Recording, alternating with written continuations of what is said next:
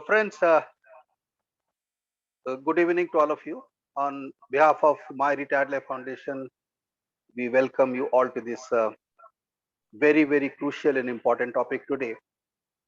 Now, eye is a very, very sensitive, important organ we have, and all of us would definitely like to protect it to the extent possible from the vagaries of nature, as well as from the inadequacies of the various types of ignorances.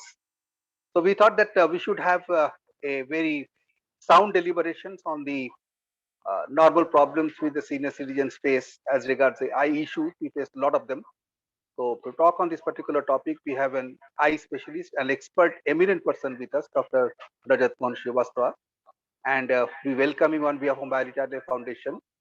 And we profusely thank Anand Saxena, our dear member, who has been instrumental in getting Dr. Rajat Mohan Srivastava.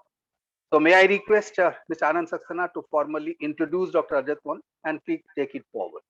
Anand Saxena, sir. Thank you, Dr. Sengupta sir. Good evening to all. Good evening, Dr. Rajat. This time it's a very good thing. Dr.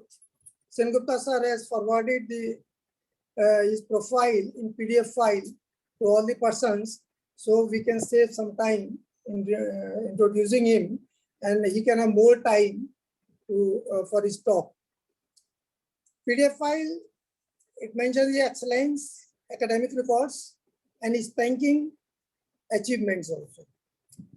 His affinity to Maharashtra and attachment to Maharashtra indicates that he is so much eager to give a talk, especially Maharashtra-based, Mumbai-based MRL group, because he got his matriculation from Bishop School, Pune, intermediate from Ruya College, MBBS from Pravara College, Rural Medical College, Loni, and internship from KG Sumaya College, Mumbai, before going for post-graduation in AIMS, Delhi.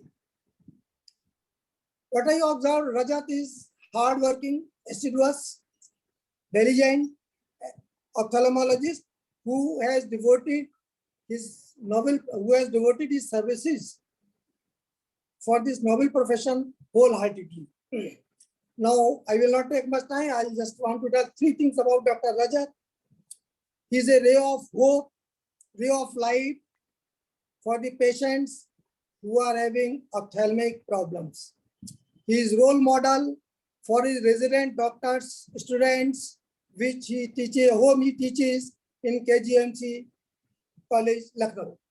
And he is a god to the corona patients whom he served, treated, and rendered his selfless services during his COVID duty in KGMC, Lucknow.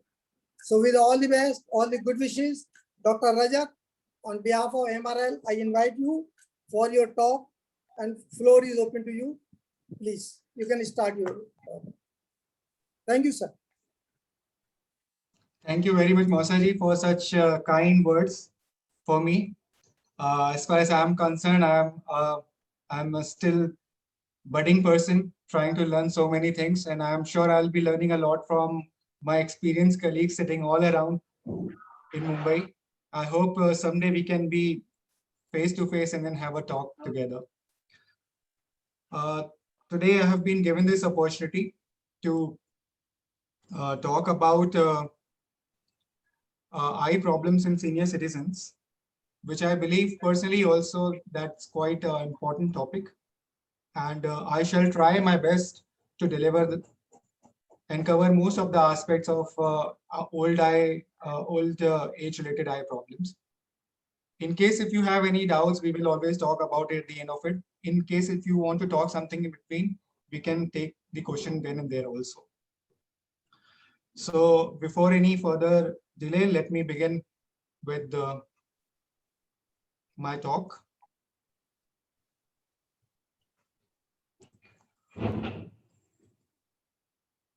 All right. So, eye problem in senior citizens. At the outset, I would like to dedicate my talk for today to my beloved grandmother, Mrs. Munga Devi, whom I dearly love. And unfortunately, I lost her this February. But I really admired her zeal and the spirit she had to live for living. And I really hope that I am able to follow her footsteps when I get as experienced as all you people.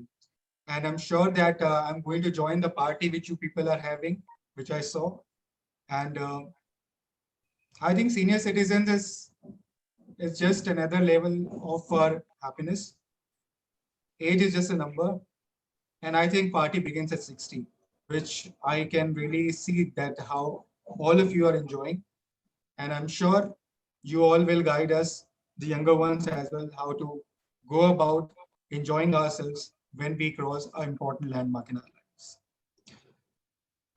I am practicing at King George's Medical University and I am an associate professor there and I specialize in the field of glaucoma.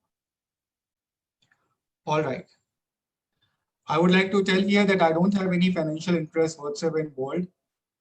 There would be some slides which would be demonstrating a few drugs, but I don't have any financial interest involved in that. Before we delve into the common problems of the eye, let's take a small go around the eye so that we know the common structures, the terminology associated with the eye, so that when we talk later, it is easier for all of us to understand about which structure of the eye we are talking of. On the left-hand side of your screen, you will see an actual photograph of a patient, and on the right-hand side, you see some diagrammatic representation. So just to make it clear for all of you, the structure, the skin-covered structure which we have in front of the eye, the globe of the eye, which covers the eye, is called the eyelid. Then we have the globe itself, which has white transparent part in the center, which is called the cornea.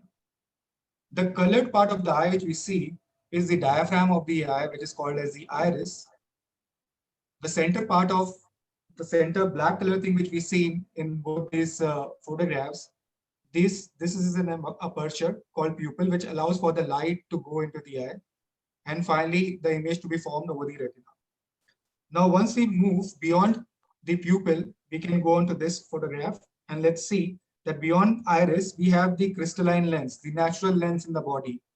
The lens which is actually focusing all the rays of light onto the retina. After lens, we have a gel-like fluid, which is the fluid gives shapes to the body. Beyond that is the photosensitive or light-sensitive layer which we have, which is called the retina. And then we have the nerve connecting the eye to the brain, which is called as the optic nerve, which is carrying all the signals from the eye to the brain for all of us to see. So that's just enough for us to know that these are the structures. Now, as we grow, there are certain changes which take place in all these structures with time. Not necessarily that they are all disease process, but yes, they are physiological process like graying of hair. The hairs are going to get gray, but that doesn't mean it is any kind of a disease. So the aging eye has its own attributes. Yeah, we say that age is just a number and who keeps a track of the age? But unfortunately, our body does. And so it reflects in various alterations in the structure and the function which we see in the eye. Now, as we age, what we see is that the eyelids, the skin over the eyelid becomes loose. We get some wrinkles. The opening of the eyelid becomes less. The surface of the skin, the surface of the eye, which is smooth to begin with, becomes a little irregular and more pigmented. By pigmented, I mean it becomes a little more brown in nature. The cornea, which is purely clear to begin with, develops a round white ring around it, which we often see in old eyes. The lens, which was absolutely clear to begin with, develops some kind of opacification, which we term as cataract. We'll talk about it later. So that develops in.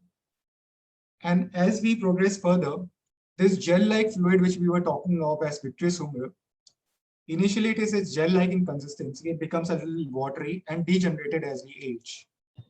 So it changes too.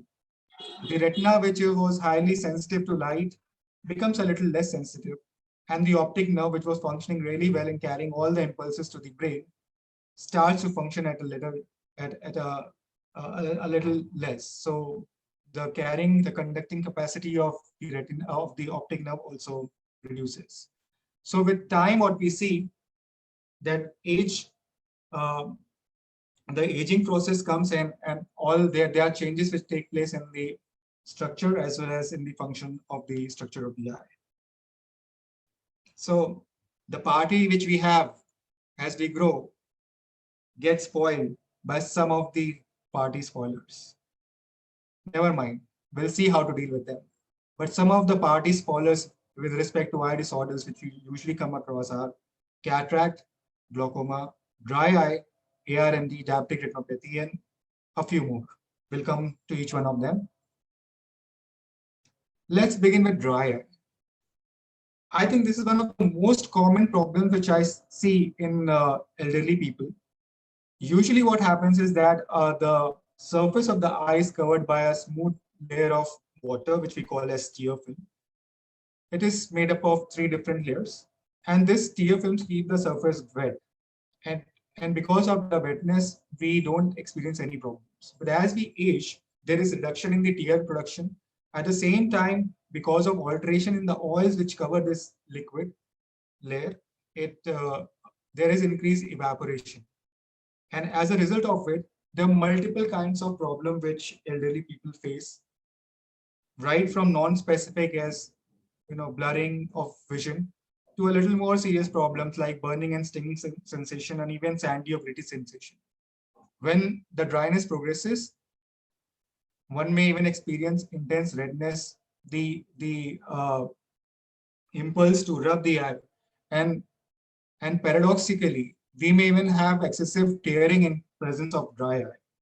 Now, this excessive tearing is because of the irritation with the eye is having. So there is a reflex tearing of the eye. But this may, even though this isn't such a big vision threatening problem, but certainly it really affects the quality of life, especially in elderly.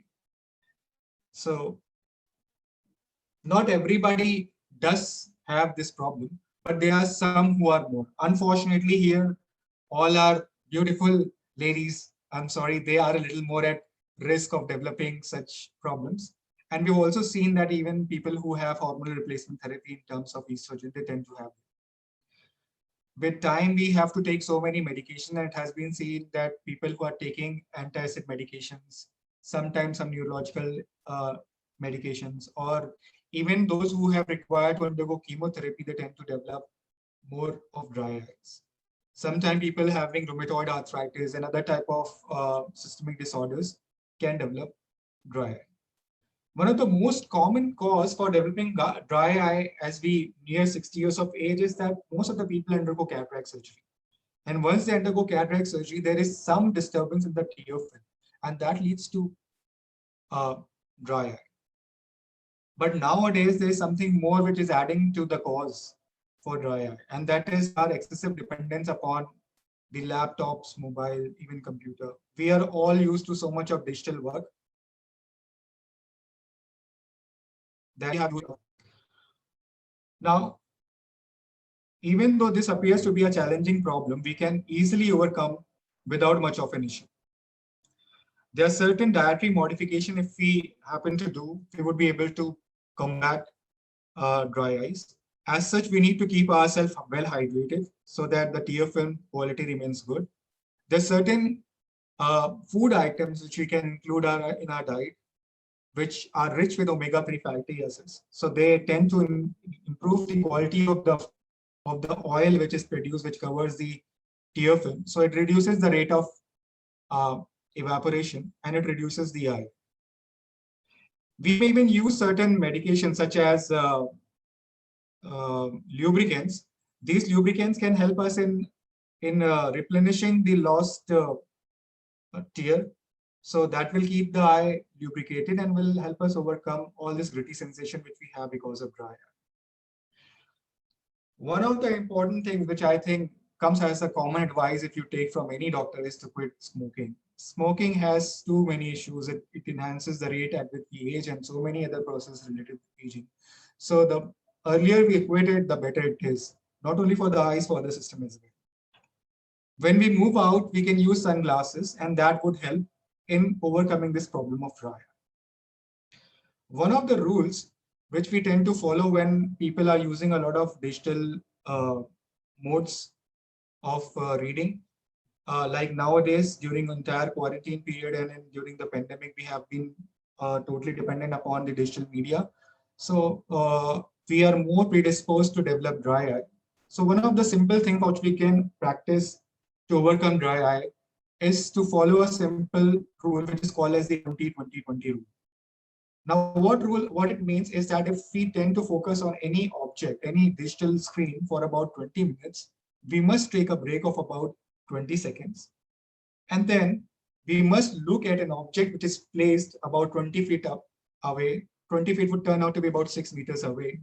So you need to focus on an object which is at least 6 meters away. This will really relax your eye and will also prevent dry eye from happening. So if we follow this 20-20-20 rule, to a certain extent, we may be able to alleviate the problems arising out of dry eye.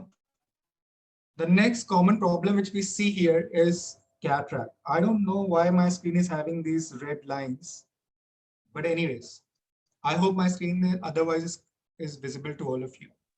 Yeah, it's visible. It's visible. Okay, so that was all about the dry eye which we encounter, and that can be easily overcome. Cataract is, I think, the commonest cause for reduced vision which we come across in elderlies. And if I have to just tell in layman term what exactly cataract is, it just means that the lens, the crystalline clear lens, which we were all blessed with, has become opaque with aging. Now, this is something, this is more like a physiological process which is going to happen in each one of us. So rather as referring to it as a disease, it is more like a physiological thing which will happen. But it is the most common and the most important cause for reversible loss of vision in elderly. So if we develop cataract, we'll have vision related issues, but then if we tackle cataract with whatever procedures which we can come down onto, we can easily overcome the reduced vision because of cataract. So cataract in normal languages is also called as motiabin in many languages. So what exactly is happening therein, that the cataract, that the lens is becoming more and more opaque, and as it becomes opaque, it doesn't allow the light to pass through in the eye, and less light goes into the eye. And because lesser amount of light goes into eye, the quality of the image becomes really less. So what we typically see is something very hazy. It's a hazy vision. It's like as if you're looking through a waterfall. If there is all around mist, the quality of the vision deteriorates. What happens? Another problem which people who tend to have cataract is called glare.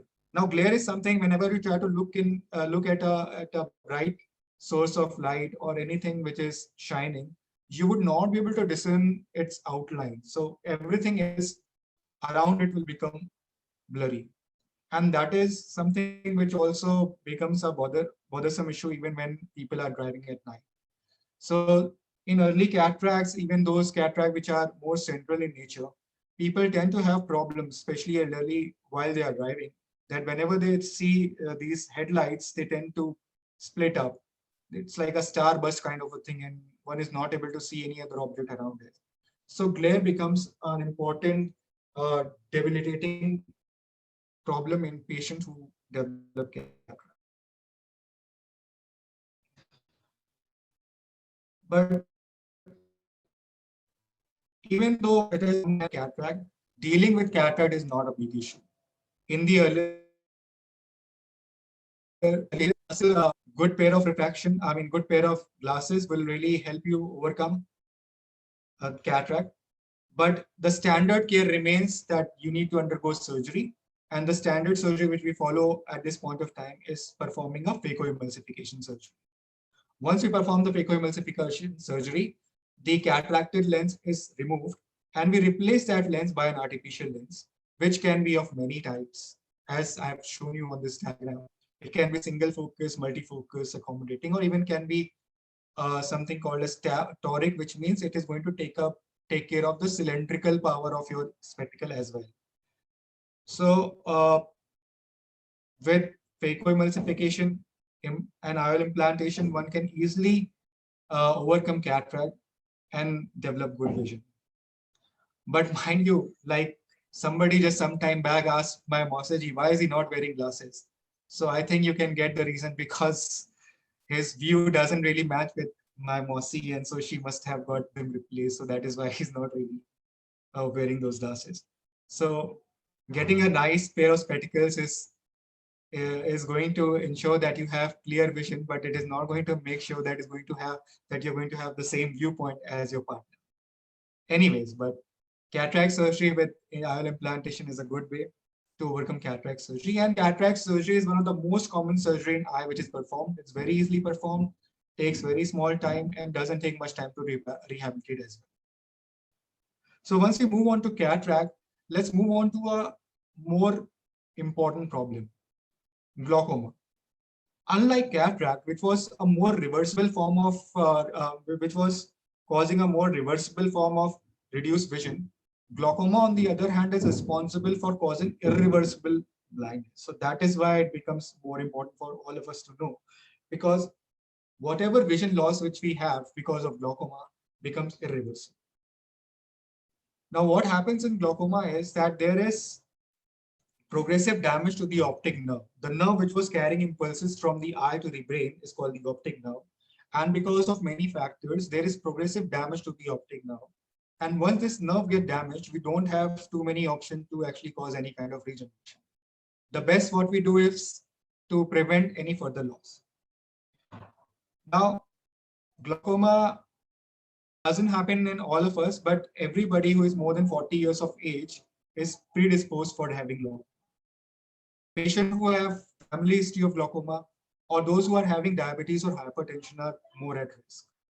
And at the same time, people who are having very big refractive errors like high minus numbers or even high plus numbers, both ranges, I mean, on both extremes, they are more at risk for developing glaucoma. Similarly, people who have been using steroid for a long time, they are at a higher risk for developing glaucoma because steroid use has been known to cause increase in the intraocular pressure. And this increase in intraocular pressure is responsible for causing damage to the optic nerve. One of the most concerning aspects of glaucoma is that even though it is quite prevalent, it is yet very much underdiagnosed. Now, if I have to just cite you some statistics, 90% of glaucoma in developing countries like ours remains undiagnosed. And that is because happen in the same age group. So while cataract becomes an easy thing to pick up, people are more treated for cataract, and glaucoma often gets misdiagnosed or underdiagnosed. Another reason is that when people develop glaucoma, there aren't any real symptoms for the patient to really go to a doctor for consultation. And that is because this is one of the diseases where there is no pain. Okay, so if you have no pain, no problems, you will never see an ophthalmologist. And so until unless there is an advanced damage to the optic nerve, one would not seek any opinion. So glaucoma is one such disease wherein vision loss happens painlessly. At the same time, there's a different variety of glaucoma wherein the intraocular pressure rises suddenly, and that causes a lot of pain, headache, intermittent headache people get it. So especially if someone is experiencing a little bit of brow ache, headache, intermittent headache on and off, especially more at night times, they are the one who must go to an ophthalmologist to ensure that they are ruled out of glaucoma. And at the same time, people who are more than 40 years of age should anyways try to go for a routine examination to rule out if they're having glaucoma. Because because the open angle glaucoma, as we say, doesn't give you much of symptoms. One of the earliest signs which you can pick up, problems which one intelligent patient can pick up, is that when they move from different light conditions, they find it a little difficult to adjust to different light conditions. So that is one of the earliest indicator that you should at least get yourself evaluated for glaucoma, apart from vitamin A deficiencies. Now here, one of the hallmark of glaucoma is, if we go on to the previous slide, is that here the field of vision is getting constructed from periphery, that is from outside to in. So until an advanced disease happens, your actual vision will not be affected. So it is your peripheral vision which is getting affected more. And as a result, there are multiple stumbles, or sometimes you keep on getting collided with other people because you're not able to pick up those things in your field of vision. And that should be a clue for you to seek an opinion from an ophthalmologist to make sure that you are not having glaucoma. A typical problem which most of the people with angle closure is a type of glaucoma where the pressure rises all of a sudden and there is a lot of pain. So in those patients, one of the typical problems which they actually complain of is seeing colored halos. What a colored ring which they see whenever a light source throws light upon their eye. So they happen to see those colored halos. So if anyone experiences that, then it becomes an indication that they should go for a glaucoma evaluation. Even when they go for a routine evaluation, or they must try to get their eye pressure evaluated by an ophthalmologist, because raised intraocular pressure is one of the most important modifiable risk factors when it comes to development of glaucoma. So glaucoma may present with pain, headache, and more importantly, it may present even without any symptoms. So because it doesn't present without any symptom before it causes profound visual loss, it is a problem which can be treated with regular eye examination. Especially if you have families, go and examination, rule out glaucoma. And if by chance somebody develops glaucoma, then we have many modalities by which we can glaucoma medication. The maximum research is being done. So we have good anti-glaucoma medication, which if used routinely over a period of time, then we will be able to control the progression of the disease. And at the same time, controlling associated systemic disorders like hypertension and diabetes goes in a long way in beating glaucoma. And of course, we do have surgeries for glaucoma as well. In case the need arises, surgery may also be done. So glaucoma is an entity. I think it is the commonest cause for irreversible blindness, not just in India, but worldwide. Let's move on to another major problem which elderly face. A lot of us elderly, they tend to develop diabetes with time. And we see that in India, unfortunately, the number of diabetic patients is increasing year by year. So much so that India is almost considered as a diabetic capital of the world itself. And with diabetes, many complications related with diabetes, they tend to develop. And one of the dreaded complications of diabetes which can happen with respect to eye is development of diabetic retinopathy. Now, if we take away glaucoma, apart from glaucoma, diabetic retinopathy is the second lead cause for causing blindness in India.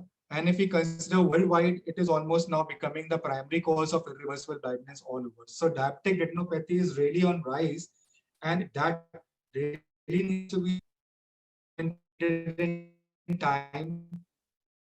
Otherwise, it leads to blindness. Now, not all diabetic, certain risk factors which are associated with diabetic retinopathy. They are like if a person is having diabetes for long duration, typically we say more than 20 years.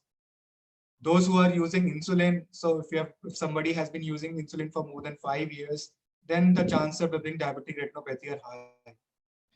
But it happens so that people who are diagnosed with diabetes, especially incidental diabetes, that you go for test and you find that the sugar is in the blood. So you really don't know for how long you've been having diabetes. So the moment one gets a report with raised blood sugar, that is the time we should go for a ophthalmic examination as well, because we don't know for how long that person would have been having diabetes. So it is a possibility that once you're diagnosed with diabetes, at that time itself, you may have developed diabetic retinopathy as well. Now, smoking, obesity, any other coexisting comorbidity like this kidney dysfunction, they enhance the risk of diabetic retinopathy. Of late, we have also found that people who tend to have low vitamin D levels, and this is important in elderly because many of elderlies, they tend to have low vitamin D levels. They are more at risk for developing diabetic retinopathy. So let's understand what exactly is going on in diabetic retinopathy. The thing is, with raised sugar levels, this sugar molecule is affecting the blood vessels in the eye, especially the retina, and so they become more leaky. And as these become more leaky, they tend to cause hemorrhages in the eye. They tend to cause a lot of inflammation in the eye. So hemorrhages and inflammation that causes damage to the retina and also causes damage to the optic nerve. Sometimes there is extensive bleed into the eye. So patients tend to develop a loss of vision overnight or even in just a few days because of excessive bleeding. So the problem lies with the blood vessels.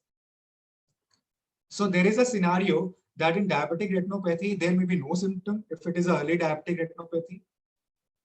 But if it causes any kind of inflammation or bleed in the eye, it can lead to reduced vision and distant vision, or even sudden loss of vision if there is a bleed in the eye. We have also seen that patients with diabetes, they tend to develop cataract earlier compared to normal population. So if cataract is getting developed earlier, then the chances of developing diabetic retinopathy and related complications are also high. And one of the important things which we need to remember here is that if one develops diabetic retinopathy, he needs to be very particular about the treatment. Otherwise, not only will there be a loss of vision with time, it will also be a painful eye, and nobody wants to have a painful eye, which is not functioning. So anybody who is diabetic is advised to have regular eye screening, to get dilated eye examination, wherein we put eye drops, we dilate the pupil and look around in the entire retina to rule out any signs of diabetic retinopathy. In case if there is someone who is having diabetic retinopathy, then we can obviously deal with them. We have laser therapies, we have injections which can be given to the eye. They go a long way in controlling the disease. And at the same time, if required, now we have very good 25 and 27 gauge surgeries which can be done. They are very fine eye surgery that can be done, which can take care of diabetic complications in the eye.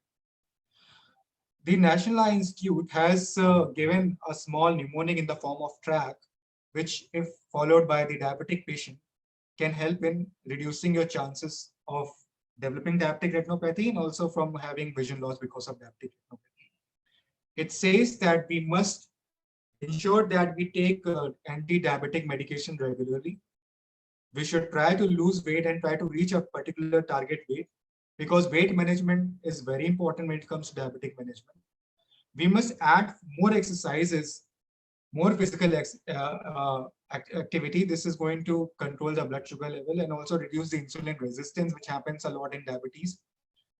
Certain other blood parameters like the HbA1c, the cholesterol levels, and the blood pressure, they need to be very well monitored. And as said initially, smoking is a big evil. So smoking has to be given up. One has to quit smoking if they want to prevent vision loss because of diabetes.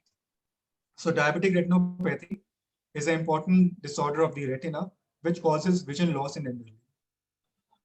Along with diabetes causing retinal damage, there is a disease which we now, especially in old age people only, because it is age-related macular degeneration. Now, what macula is nothing but retina is the photosensitive layer of the eye. So the central part of the retina is called the macula. Basically, it is the part of the retina which whatever we see in the center part of it is because of our functioning central part of the retina. Now, what happens is that as we age, there is a lot of metabolic waste product which is being produced in the eye because eye is a very metabolically active organ. So a lot of metabolic waste is being produced and this metabolic waste keeps on getting deposited in the retina. And because of this waste, it causes damage to the photoreceptors. the receptors in the eye which are sensitive to light, which help us to see, they get damaged. And because of that damage, we tend to lose our central vision. So it is more debilitating because the center part of the vision is lost. Clinically, we have two types. One is called the dry type and the wet type. I'm talking about this because the wet type is the one which is for which we have better treatment options, but it is a more dreaded disease. We'll see what happens. In wet type, what happens is that there is some bleeding also associated in the eye. So wet ARMD. Now, because it is a disease of old age associated with a lot of toxic waste which is being produced, smoking again adds to the toxic waste because smoking produces a lot of elements which cause damage. So that adds to the problem of ARMD. Apart from that, we have seen that people who have had a lot of UVL light, ultraviolet light exposure, or even people who have had high minus number, they are more at risk for developing age-related macular degeneration in the older age group. And as we have seen with other disease, hypertension and diabetes, they are a co-founder in almost every eye disease. So wherever hypertension and diabetes are involved in, eye problems happen. So what happens exactly in age-related macular degeneration is that our central vision gets affected. So what do we see? Most of the patients, they complain of blurring of the central vision. Sometimes they say that I see some black spot which is fixed in the central field, and whenever I move around my eye, it tends to move around along with the gaze.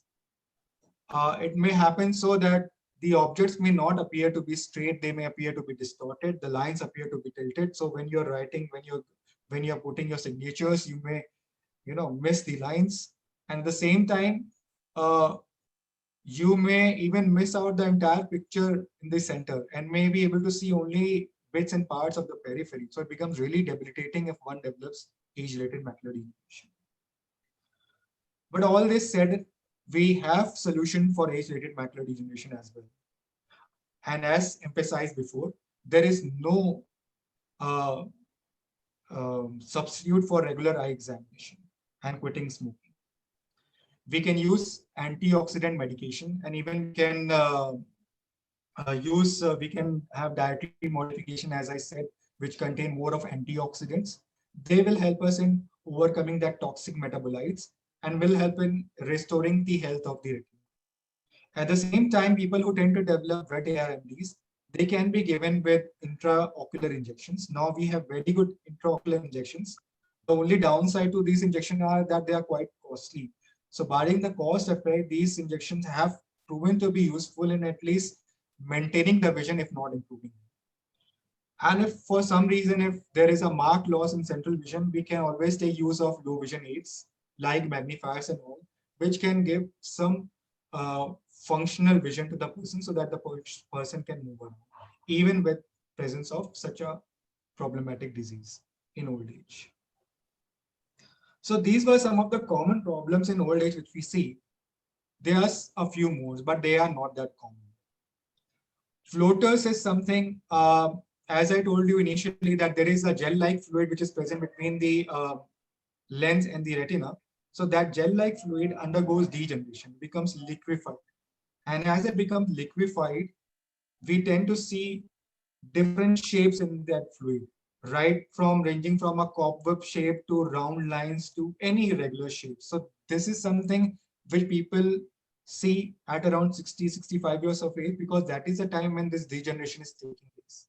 If somebody has been using a high minus number, they tend to develop this thing earlier. It is a purely innocuous problem. It doesn't cause much of a problem because it becomes more or less a physiological process. But there are certain times when floaters can be of a concern. And that is, these floaters are formed when the gel tends to separate from the retina. And as it is separating from the retina, it tends to cause holes in the retina, which can lead to retinal detachment in old age. So if somebody is seeing floaters, also flashes. What kind of flashes is this? If one closes the eye, the person will experience flashes of light, as if there is a lightning, a light So if a person experiences flashes along with floaters, and becomes an indication that person should see a retina specialist to do a screening for retina, to rule out any hole which or tear which may be there in the retina. And if it is there, that can be easily managed with simple lasers before it progresses to cause retina. So floaters, even though they are innocuous, there are certain conditions where one must see the doctors. So increased number of floaters, sudden rise in floaters associated. Now, old age is associated with malignancies, and eye is another organ where malignancies are common, but not as common as other places in the body. Uh, Lid malignancy is one of the common malignancies which we see. Another problem is that there are drooping of eyelids. So as we age, the opening of the eyelid becomes lesser and lesser. That is more physiological because the strength in the muscle which causes the elevation of the eyelids becomes less. So the person is not able to open eyes. As long as it is not covering the central part of the pupil, one is able to manage. But once it covers the central part of the pupil, so you will not be able to see, and that is the time when it becomes problematic. In such scenario, what we can do is that we can use certain glasses which provides a crutch, lid crutch as we say. It provides a support to the lid for elevation. So it tends to open up the lid a bit so that one can move around freely. If that doesn't help, we can always perform surgery to open the lids. But surgery in elderly are a little tricky. So if this happens, there are solutions. We begin with glasses, and if it doesn't work, then we go for surgeries. So we see that the party begins at 60, but there are so many party spoilers. But still, in presence of these spoilers too, we can still have healthy eyes. And how can we have such healthy eyes? Is by being aware. Awareness is very important because if we are not aware, we would not take the right action whenever it is required. So, like with today's program and so many other talks and books you must have read, so many articles you would have come across, that helps us in increasing awareness regarding so many disorders. And with awareness, it also overcomes our anxiety. The more familiar you become with the problems, the better solutions you have. The anxiety gets alleviated. In old age, it is better to have cell group. And I'm so really happy to see all of you being there for each other, talking with each other.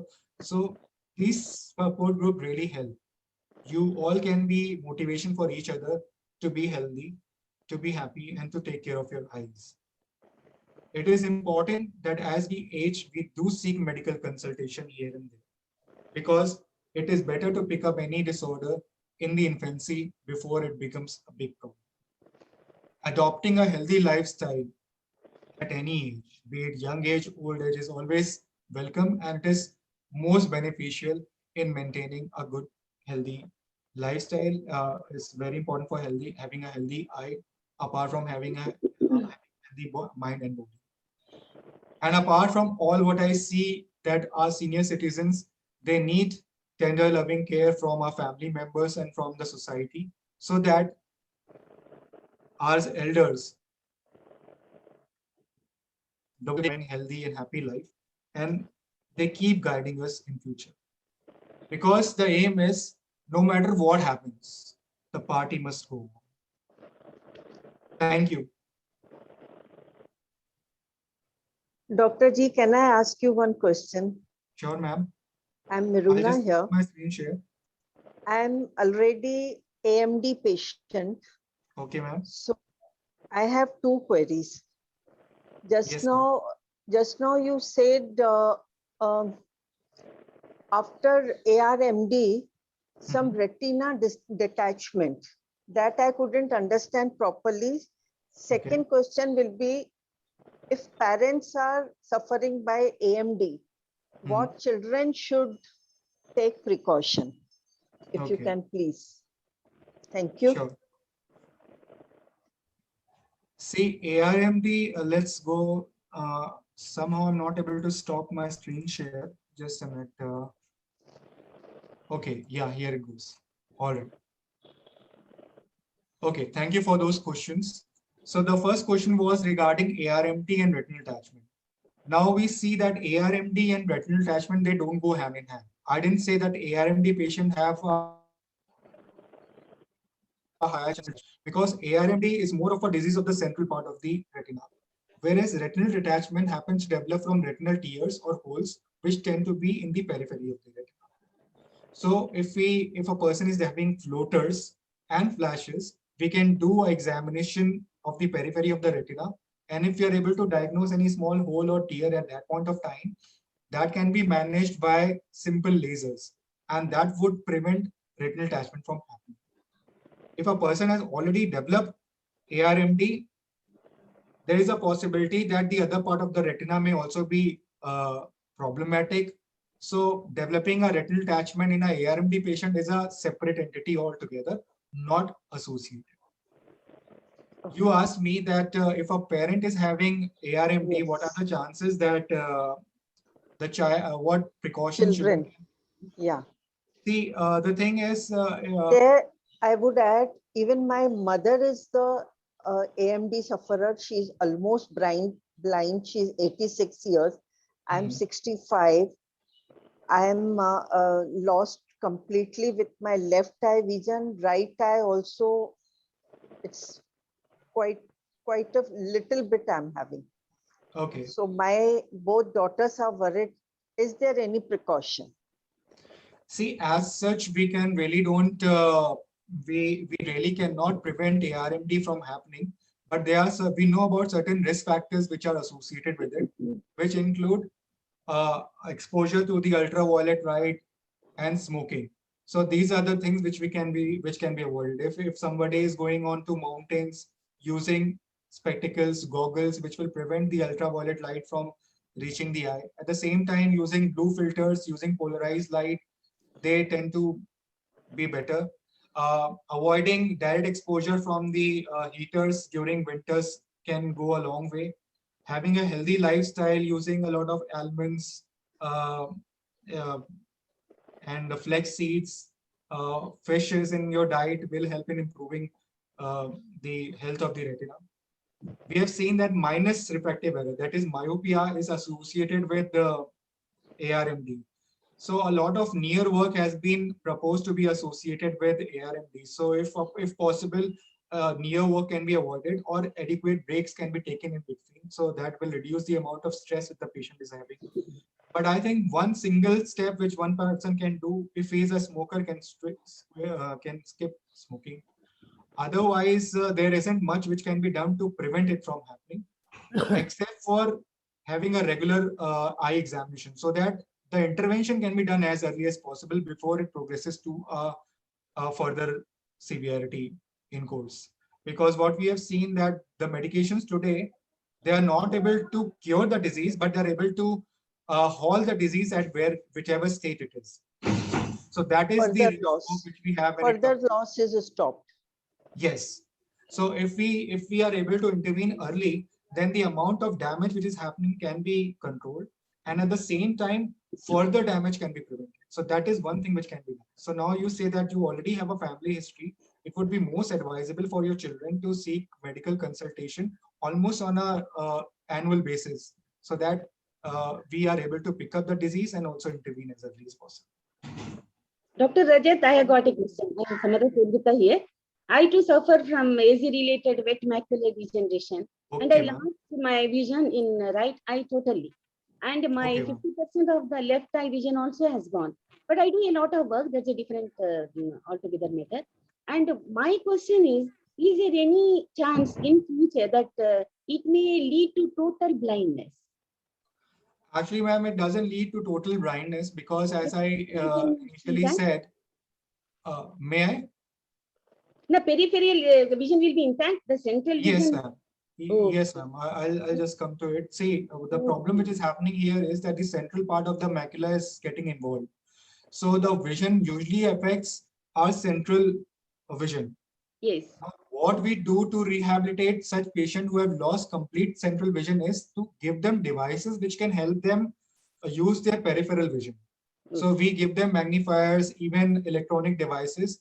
We even tend to give them training to use the most sensitive peripheral retinal point. So if you go for a workshop, if you go for a clinic, what they will do is that they will try to find out which part of the retina functions best for you.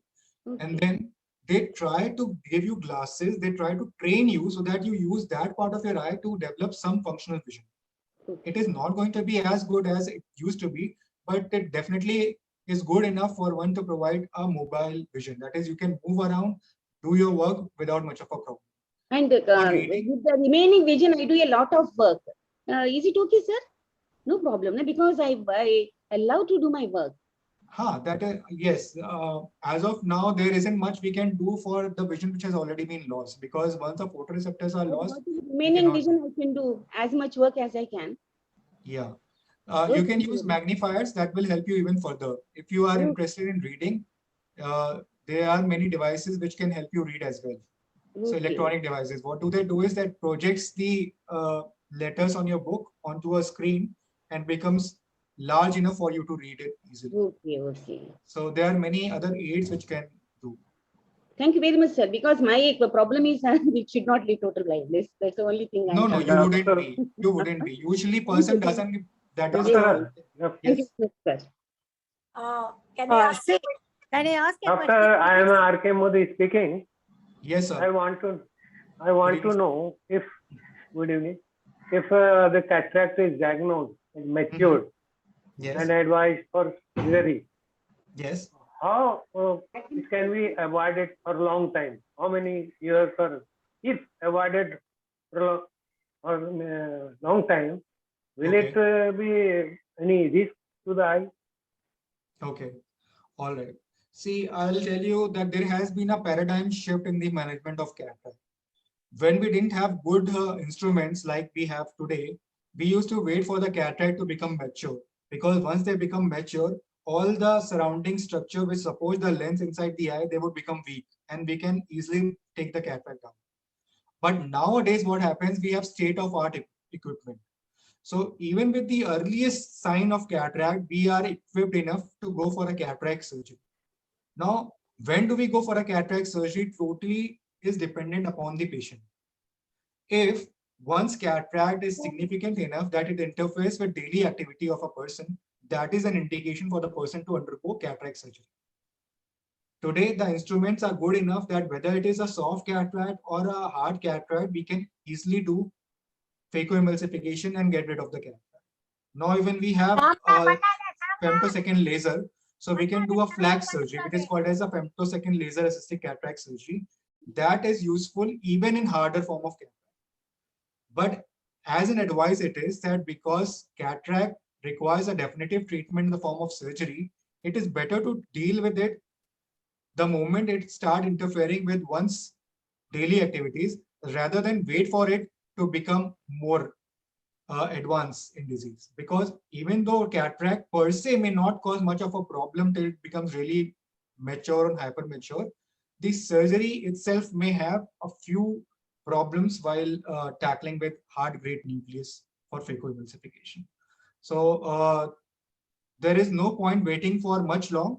If it is affecting your eyesight, if it is affecting your night driving, if it is affecting your daily activity in any manner, you can go ahead with the cataract surgery, because it is reasonably safe and safe surgery, and it tends to give good results again and again.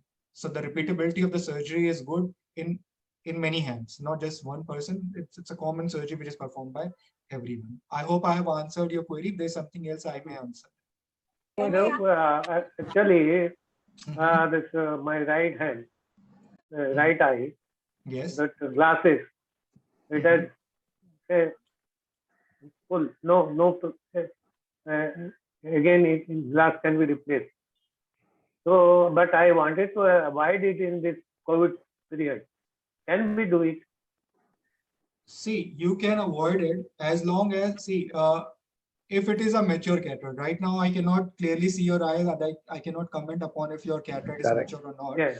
But Correct. if it is a mature cataract, then it is advisable to undergo surgery early, because a mature cataract has a higher chances of causing complication in a normal eye compared to an immature cataract. Okay, so once it becomes mature along with complication, not only do we have to manage the complication, it also compromises the prognosis of the surgery. Okay. COVID is not that a big problem at this point of time for cataract surgery. I am working in a center which has been managing COVID for last almost 1.5 years. If taken adequate precautions by the doctors as well as the patient, cataract surgery doesn't take more than, at the max, it will take half an hour. Your stay in the hospital will not be more than 45 minutes to 1 hour. You can come easily, get operated, go back home. It's a daycare surgery. So that should not be playing on your mind from getting yourself operated when the problem is. So you can be assured with that front, nothing is going to happen, because your exposure in the OT time with the other people is not going to be enough to predispose you to from developing any Doctor, kind this of. is N.K. Agarwal. Thank Can I ask you. one Thank question? you. I have a Thank you, question. doctor. Can I ask one question, Doctor? Yeah, sure. Please go ahead. I'll be answering all This of is N.K. Agarwal. Yes, sir. I Good want evening, to sir. know what precautions can be taken either during the procedure or after the procedure to avoid formation of CRAO. I got Okay. my left eye cataract surgery done, and within a couple of months, I developed CRAO, leading to complete loss of vision. Okay. Now I am going to be ready for my second eye operation, and I want to know this before I go for that. Okay, sir. See, sir, CRAO happens because if there is a embolus, there is a free flowing particle in the blood system. It goes and it just occludes the blood vessel in the eye. Yes. That particle usually happens from a atherosclerotic vessel, that is a narrowed vessel of the heart or the carotids. Okay. Okay. So because you have developed CRAO, it has no direct causal association with the cataract surgery per se. Cataract surgery does not cause any CRAO. That is the first thing. Now, because you have had CRAO, it has got to do something with the systemic condition which you are having. You need to control your blood pressure. You need to keep antiplatelets agent. You need to keep your cholesterol within control, so that the chances for it to develop later on becomes lesser. And you need to undergo surgery in the other eye without any anesthetic injection. It can be done under eye drop. So injections can cause rise in intraocular pressure that can compromise the blood supply. So we would not like to have any compromise in the blood supply in your eye. So we would not do a surgery in you with a block, that is with an injection of anesthetic. We will just instill an eye drop and perform the surgery in the low pressure. So that is the preparation that will be done by the surgeon himself or herself, that he would be or she would be reducing the amount of operating time which would be there in, preferably to under 15 minutes, performing a low pressure surgery and making sure that before you are taken up for surgery, you are systemically well under control. So if I am the surgeon, I will also do a D-dimer and a platelet profile and a clotting profile for you to see if there are any fibrotic, if there is any clotting taking place in your body anywhere. If there are any signs of it, then I will thoroughly get you evaluated and see to it that that thing is taken care of before I take you for any surgery. And by reducing the amount of surgery, the chances of clotting are going to be reduced. So any chance of embolization to take place would also be less. Okay, I hope you are taking all other medications if you are planning for surgery, because without cholesterol, hypertension, and platelets, coronary artery disease, this usually does not happen. So good cholesterol control, blood pressure Thank you, control. sir. Can I Can I ask you one question? I have been waiting. Sure, Please. ma'am. I'll be happy to answer. This is regarding AMD alone. There are two types, dry and wet. For Yes, wet, ma'am. you said there are certain types of treatment available, whereas Yes, for dry, there is no treatment at all. Yes, ma'am. That means no drops. Any vitamin supplement will help enable me not to get into the other eye. I do have it in one eye now. What is the guarantee or the probability that I would get it in the other eye? I have been having this since 1996, Okay. and now I'm 78 years old. Okay. If you have not developed ARMD at this point of time in the other eye, then the chances of it developing in the other eye becomes less. Thank you. Okay. The thing is, okay. Any vitamin supplement? Ma'am, yeah, there are Lutein, There is a combination of drugs which is available in the market, which is based upon the a study which is called as the AREDS study, AREDS. That is the study which was done using antioxidant to see if they are useful in managing dry RMD. Unfortunately, we have not seen any promising result, but still they can be used because they contains a lot of antioxidants. I would prefer not using any trade name or brand name this platform because it would not be advisable. But yes, there are many antioxidant combinations which are available in the market, which can be safely taken. So you can take something which contains less amount of beta carotene. You can note it down. Any antioxidant having less amount of beta carotene in it can be used in your case. Doctor, there is Sir, a question suggest- by in a chat that what are the common exercises you can recommend for the senior citizen for eye? Any exercise? Okay, this is a very interesting question because if we come to conventional allopathy, which we practice, there isn't much of role of any exercise per se. Yes, But- please suggest any good exercise, doctor. Please wait. He's suggesting, madam. Please wait. Yeah. So, but what we have seen is that we have papers which are published from reputed institute where they have performed certain yogic exercises, and those yogic exercises have definitely proven to reduce the intraocular pressure for one.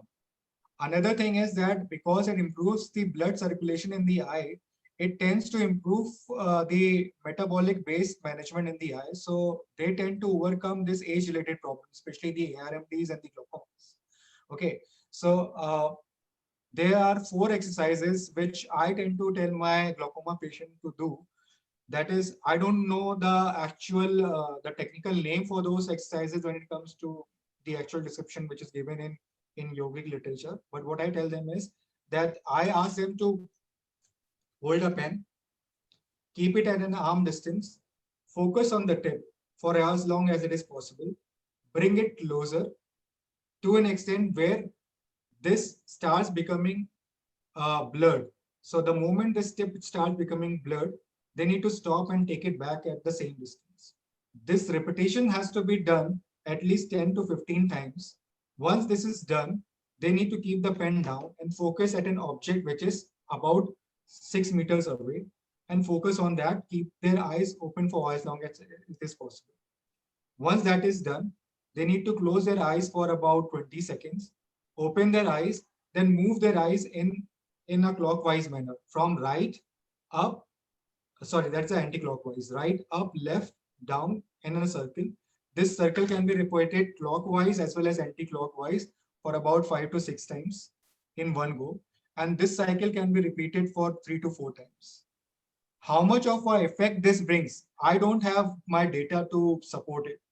But what I've seen is that there is subjective improvement in the quality of vision which these people complain of. If patients were having even dry eyes, I have seen it to work for dry eye, I have seen it to work for glaucoma, and I have seen it to work for ARMDs. These 3 diseases, these patients I have seen where performing these exercises, it brings some subjective change to it. But because I have not done any quantitative assessment on these patients, I cannot really comment upon if it really helps in bringing down the intraocular pressure or actually improving the amount of vision. But yes, subjectively, there is a definite improvement, which I can tell. I also advise my patients to have at least 4 ointments, which are placed in water overnight to be consumed in the morning. That also helps the patient. This is in addition to the common allopathy, which I have. Any particular asanas are there also? I know about asanas which should not be performed. I don't know about the asanas which would be useful in eye. Especially what we have seen is that performing Sirsasana is found to be detrimental in case of glaucoma. I'm a glaucoma specialist, so I know a few things regarding glaucoma. I've also seen that people who have been in the habit of blowing conchs, शंख बजाने वाले लोग, उनमें भी और trumpets बजाने वाले लोग, में भी intraocular pressure बढ़ता है, so the chances of glaucomatous optic neuropathy become higher. When it comes to Kapalbhati, this is what I have tried. What would have happened if we are increasing our intra-abdominal pressure again and again? I don't know how much of a difference it is going to make to the eye. Personally, I have no experience about this asanas affecting eye. So that has to be evaluated. You can guide me. I mean, I'm all open to your suggestions. I'm here Yeah, to learn. doctor, there is one more question in the chat, that what is the common remedy? What should we take for the itching and the teary eyes? Okay, so as I've already mentioned, itching and tearing, there are two things. When it comes to itching is a symptom which is more of allergic in nature. Okay, tearing and grittiness is something which is more common with dry eyes. So here, the safest medication which can be taken is a tear supplement. Any tear supplement, in the name of tears, it will always have tears at the end, can be used for about 3 to 4 times in a day. The concentration to begin with can be 0.5%, which may be increased to 1% if it doesn't work. Secondly, for itching, if it doesn't alleviate itching, then specific anti-allergic medications may be taken. We can use Bupivacaine. I will write the names of the generic medication which can be used for overcoming itching in patients with such problems. So commonly, one safe drug, if I have to recommend only one, I would say any tear supplement. Take any tear supplement that would help you in reducing itching as well as gritty sensation in the eye. Yeah. Doctor, there's one more question, that for glaucoma, do you suggest any preventive drop or preventive medicine? No. There is no preventive medication in drop in glaucoma. Nothing. Okay. Yeah, there is nothing preventive in glaucoma. The only thing which is preventive in glaucoma is screening. You need to screen it. If there is a suspect, you need to follow it, because then you have to modify the risk factors. Glaucoma has many risk factors. So if there is something which can be modified before the glaucoma actually sets in, then that is the thing what we'll be doing instead of giving any drops for preventing of glaucoma. There is a question in the... Yeah. Yeah, Hello. please.